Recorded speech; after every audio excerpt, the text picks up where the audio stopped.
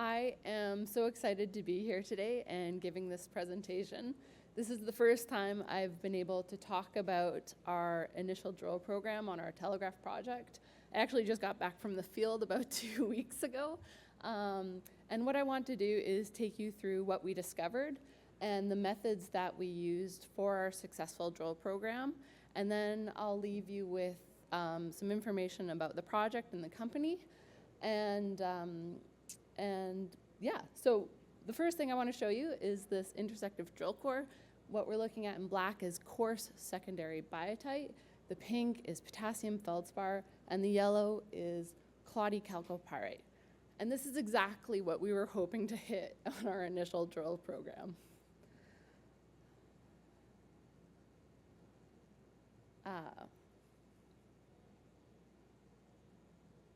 Sorry.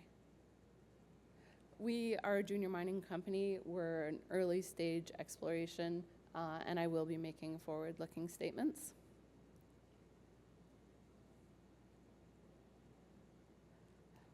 We hit. We totally hit. I think those were the first words out of my mouth when we actually scrubbed the drill core, got all the cuttings off, and I was able to look at the alteration and mineralization. This was actually the third year that MTB was at the Telegraph project and our initial drill program. And as many of you know, porphyries can be quite tricky targets to drill. And they can take tens of thousands of meters to target and define what we intersected on our very first drill hole. And I think a huge credit to our success is the methodology that we applied. So what I want to do now is take you through some of our methodology.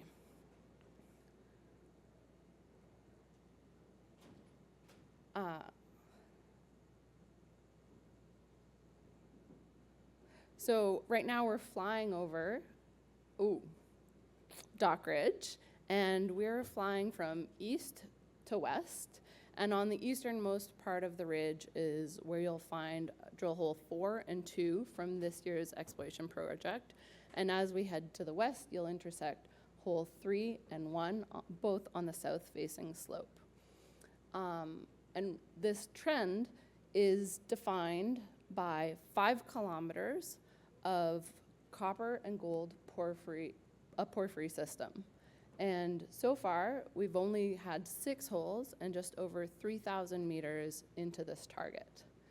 There have been thousands of soils, about 2,000 soils, 1,000 of which we have taken over the last 3 years. And our soil geochem anomaly that extends over 5 kilometers, the strike length of the ridge, we have elevated soils up to 2% copper. We have 3 separate but starting to integrate IP, induced polarization geophysical ground surveys that all show chargeability features. And we have hundreds of SWIR samples, shortwave infrared spectroscopy, which we've been using to look at detailed alteration minerals. We've been finding mineralization on surface, and we intersected several phases of porphyritic intrusion within our drill core. And yet, this target is still completely underexplored.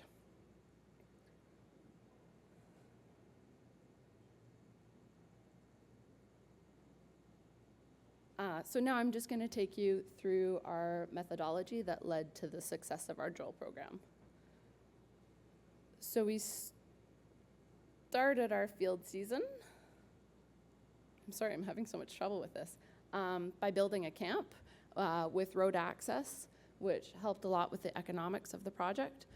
We built a camp that was able to take over 30 people. So we had all the drillers, all the contractors, pad builders, soil samplers, IP crew. It was an incredibly busy camp for the entire summer.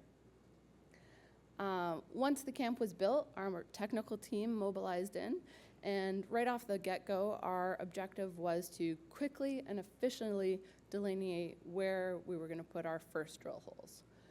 So the first course of action for us was stream sediment surveys. On either side of Dock Ridge, there are 2 drainages, And by doing stream sediment surveys, we were able to quickly evaluate large catchment areas.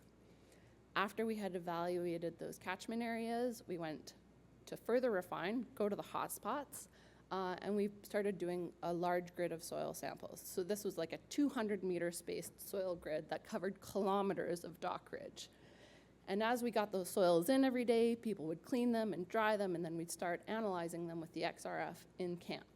And as we started getting back elevated copper and soils on our grid, we started an infill grid. So it was really an iterative process for us to refine, and target.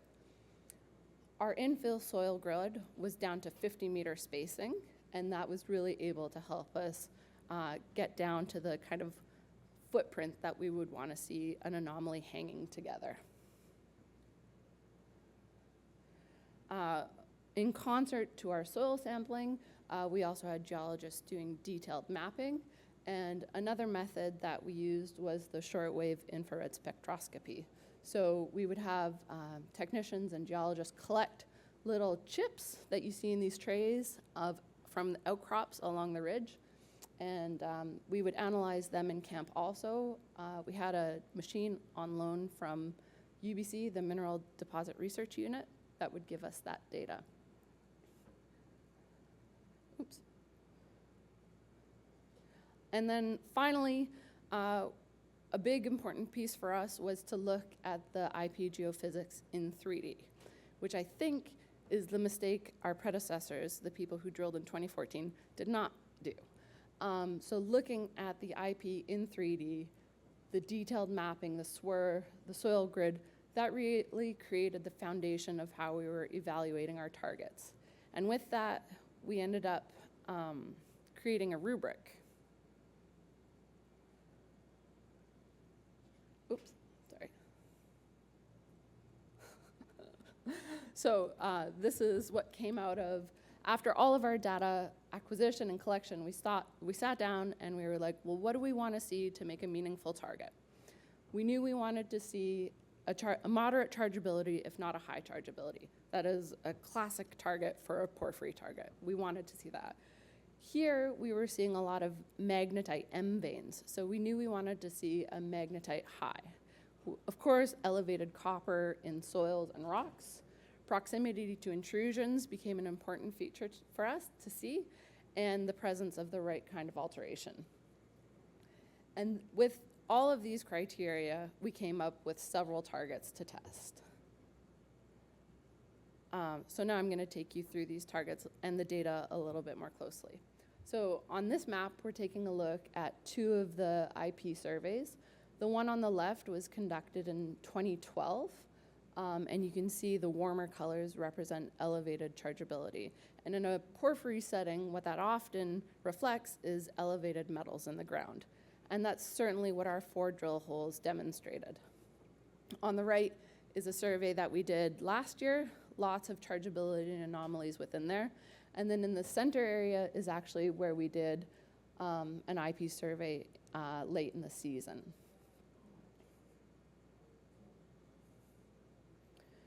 So the next layer of data that I'd like to share with you and show with you is our soil geochem. So on this map, the yellow squares actually represent 250 to 500 parts per million copper, which is certainly elevated.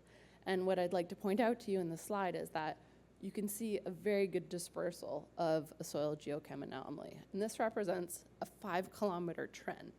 So that's a sizable feature. And then if you look a little more closely, I want to highlight the pink squares. So the pink squares represent 0.2 to 2% copper. And what you can see from this map is there's actually a very good distribution of very elevated copper in soils. And the last data set that I'll add is the location of our drill holes. If I can change the slide. There we go. Okay, so what you can see in this slide is that we did test high chargeability anomalies coincident with elevated copper in soils. And what else you can see from this map is that the traces of our drill holes helps to demonstrate the size of the system, because all 4 holes hit porphyry style mineralization, and alteration.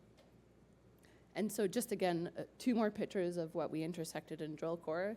The top photo again showing you this beautiful coarse-grained secondary biotite with a potassium feldspar and the cloddy chalcopyrite. And below that, you actually see sigmoidal chalcopyrite stringers hosted within the volcanic package.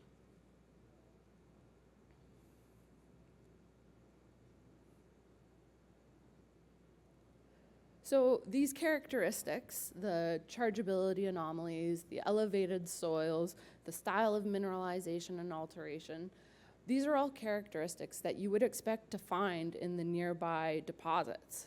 So Shaft Creek, we share a claim boundary with them. They're 30 kilometers to the south. Galore Creek, south of them.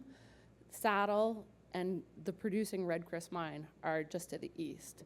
And we definitely are within the same geological setting as these nearby world-renowned porphyries. Another thing of interest, or importance rather, on the property is that the project is wholly situated within the traditional territory of the Tahltan Nation, with whom we've engaged with early and often, and we have a very good open dialogue with them.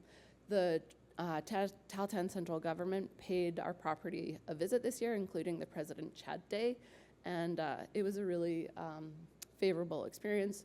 The Chief McPhee of the Tahltan band came on the property, and we really put a lot of emphasis in fostering and nurturing that relationship.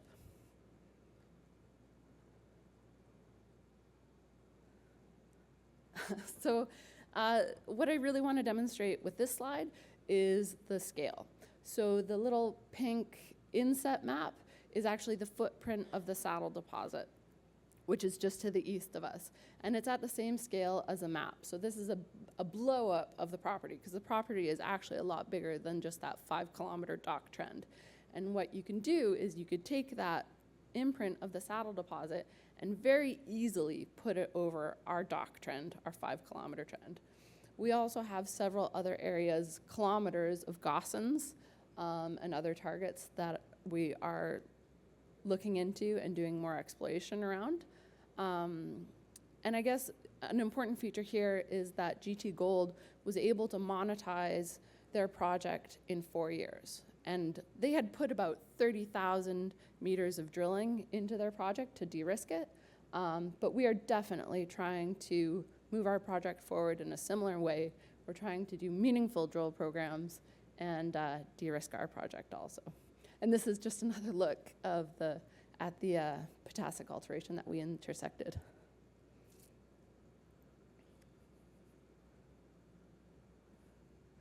So this is a look at our targets. The pinnacle is what we drilled. Everything below that are targets that we're systematically trying to move up using our science-based methodology. It's a big project. There's a lot of ground to look at.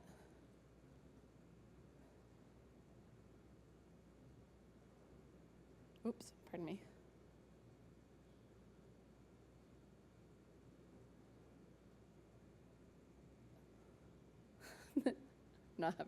So in summary, this project has had 6 holes that confirm a porphyry system is there.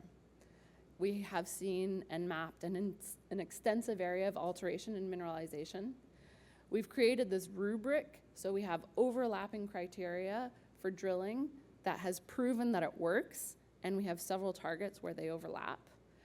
There are other areas to be advanced very quickly. We are in the same geological setting as the other 4 nearby world-class porphyries, and it is a really large land package. This is our management team. There's a lot of experience there. We have a technical advisory board. We have a great relationship with the Mineral Deposit Research Unit. We are very enthusiastic between using advanced methods, microanalysis, and really letting the science guide our decisions.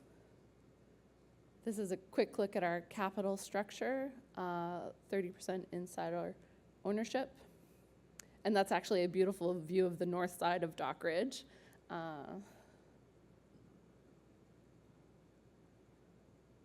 And that's it. Thank you.